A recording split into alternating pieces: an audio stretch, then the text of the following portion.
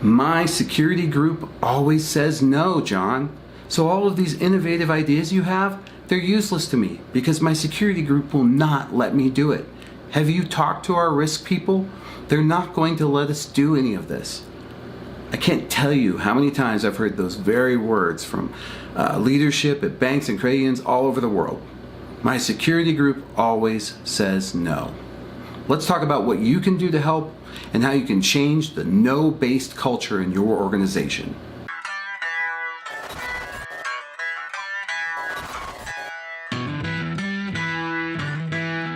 If your digital strategy were a stool, one of the legs would definitely be security. It would be the most important leg in that stool. Why? Because if you lose the trust of your customers or your members, you're done before you start. That means your credibility and your relevance is on the line, and it's based on your security. Every other day we hear about a hack. Equifax gets hit, Wendy's, Home Depot, TJ Maxx, on and on the list goes. Do you want your name added to that list? Absolutely not. What do? One option is to say no to everything. If you don't take any risks, then there's no chance that you'll ever be hacked.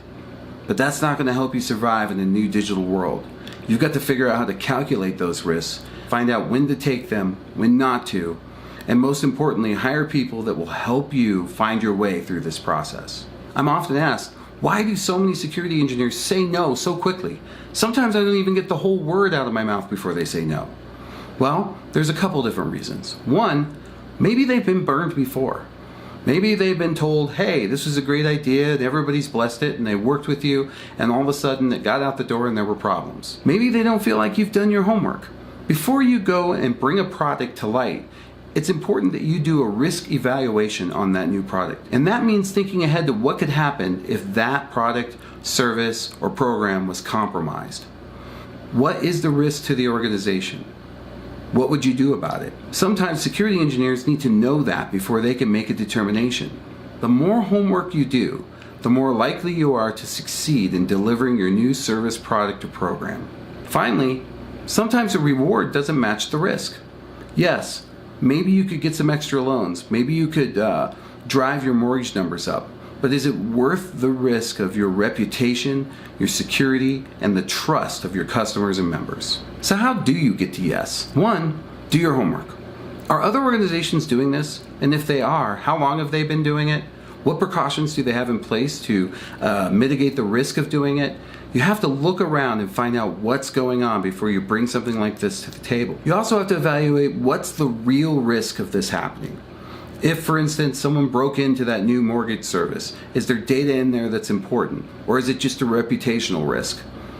If you can play that tape to the end and see what would happen and communicate that to security people, you will have a much better chance of getting the service, program, or application out the door. No one wants to be this guy. This is Richard Smith, CEO of Equifax, testifying at Congress about what happened at his organization. And let me tell you, there are many people that think when these hacks happen, oh, they were incompetent in their security. Equifax is a big organization, and I can promise you they were not incompetent at their security. So don't fall into the trap of thinking, well, we're better than them. We're all just 2 mistakes away from being hacked. Security is about balancing risk, reward, and utility. Good luck to you. I hope that you're working with your security people, understand they have a difficult job, but also understand that you've got to do your part to get to yes. I'm John Best, author of BreakingDigitalGridlock.com, host of the podcast The Big Cast, CEO of Best Innovation Group. Thanks for joining me.